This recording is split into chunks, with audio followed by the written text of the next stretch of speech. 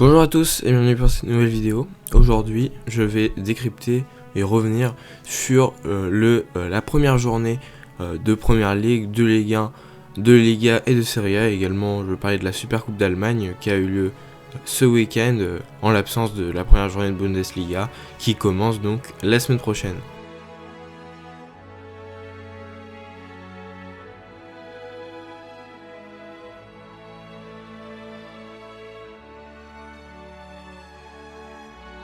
Donc commençons par la Première Ligue et par Man United, récent perdant du Community Shield 6 jours plus tôt.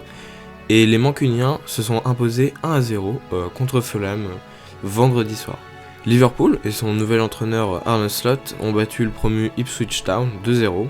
Et Arsenal, favori pour le titre pour beaucoup, a vaincu Wolverhampton sur le même score. Everton est par contre encore en difficulté, Ils se sont fait écraser 3-0 par Brighton qui fait une performance plutôt remarquable, même si elle n'est pas forcément exceptionnelle, c'est surtout qu'Everton est très mauvais. Newcastle et Villa réussissent également leur entrée en lice contre Southampton et West Ham.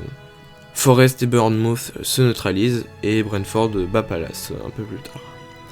Mais ce qui nous intéresse en Première Ligue dans cette première journée, c'est bien entendu le premier choc de la saison entre Chelsea et Man City.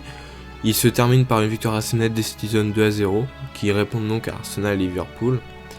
On a donc eu un match plutôt convaincant des Citizens, même s'il y a des choses encore à régler. Chelsea a pas forcément été à la hauteur, ils ont montré des belles choses, mais il y a quand même des choses qui n'ont pas bien marché. Il y a eu un manque d'efficacité par exemple, parce qu'il y avait quand même la place d'en mettre au moins un. Donc c'est le match que j'ai regardé, dans l'ensemble, Man City mérite largement sa victoire. Le dernier match de PL de cette journée, c'était donc hier soir, lundi, entre le récent champion de Championship, le promu Leicester, et Tottenham. Donc les Spurs, ils ont un peu raté le coche, ils ouvrent le score en première période, mais finalement ils concèdent le nul, assez décevant, alors que c'est un bon résultat pour les Foxes. On a donc notamment Vardy qui a un peu chambré les supporters des Spurs.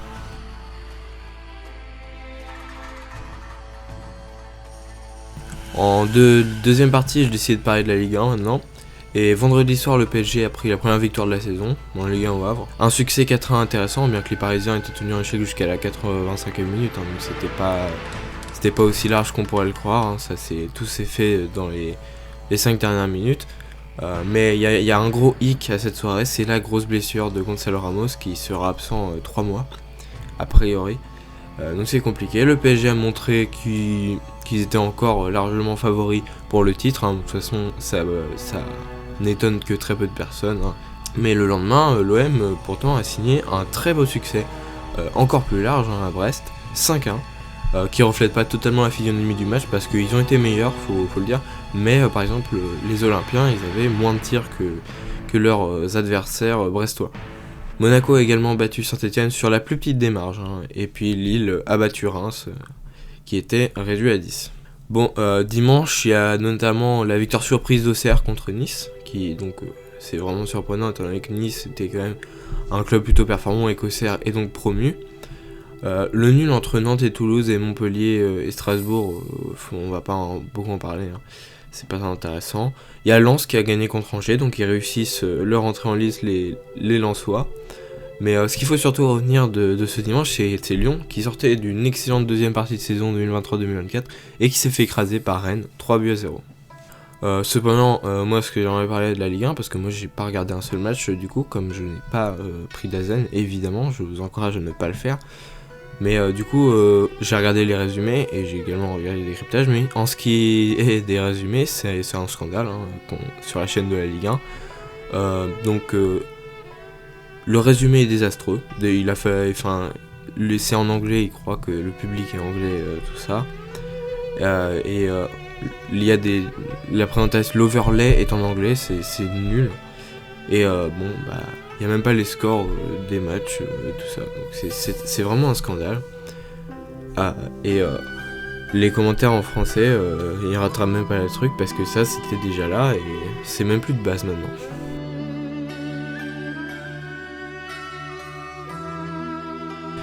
En troisième partie de cette vidéo, je voulais parler de la Supercoupe d'Allemagne. Donc c'est l'Allemagne qui est le seul grand championnat qui n'a pas commencé, la Bundesliga. Mais il y avait donc la Supercoupe d'Allemagne entre Leverkusen et Stuttgart. Et malgré une domination dans l'ensemble de Stuttgart, c'est Leverkusen qui s'est imposé au tir au but en ayant encore égalisé dans le money time. Il continue de prendre le dessus à la fin des matchs, dans le temps additionnel notamment.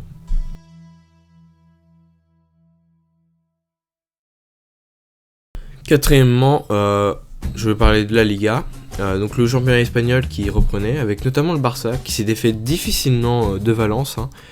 Bilbao et Getafe, Las Palmas et Séville, Osasuna et Leganés et le Betis et Girona se sont tenus en échec, pas très intéressant.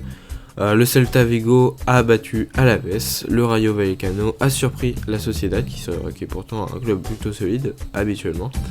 Et ce qui est notable, c'est que le Real a loupé le coche d'entrée avec un nul, donc c'est pas une défaite, mais ça reste un nul plutôt décevant contre Mallorca, qui eux prennent un résultat très favorable pour eux. La presse espagnole et sur les réseaux, ça s'est beaucoup énervé contre MAV, pourtant on peut pas dire qu'ils aient que lui particulièrement ait fait un mauvais match. Moi je dirais que c'est l'ensemble de l'équipe qui n'a pas été à un niveau suffisant. On peut pas dire que ses compères en attaque aient fait un très bon match. Bellingham c'était correct, mais bon voilà. Il y a également eu Valladolid qui bat l'Espagnol Barcelone. L'Atlético aurait dû gagner si c'était pour une grosse erreur d'Oblak qui coûte le 2 partout au Colchoneros contre Villarreal.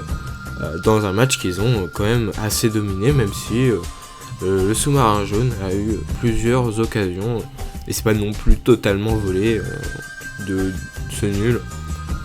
C'était un match assez sympa à voir en résumé, je vous invite à aller le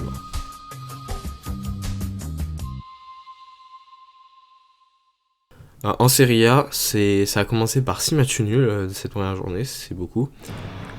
Comme en Liga également, et il y a notamment ceux des clubs milanais et de la Roma. C'est les clubs principaux qui ont fait match nul. Du côté de la Lazio, elle s'est imposée facilement contre Venise, alors que Naples a perdu 3-0 contre les Lazurones, donc difficile entrée des Napolitains dans ce qu'on espère être une saison plus solide que la dernière où ils avaient fini très loin. Et on termine la vidéo, le résumé, par deux grosses branlées. Lundi soir avec l'Atalanta qui gifle Lecce 4-0 et la Juve qui manque pas son entrée en lice 3-0 contre Com, l'équipe de Thiago Motta qui donc commence bien la saison. La semaine prochaine je ferai la même chose, le même concept. J'espère pouvoir continuer également la semaine d'après et tout ça. Mais en tout cas, la semaine prochaine, il y aura en plus la Bundesliga. Je vous invite à vous abonner, à liker, à partager, à commenter, tout ça, vous connaissez. Évidemment, c'est pour le référencement. Je vous dis à demain pour une prochaine vidéo. Allez, ciao!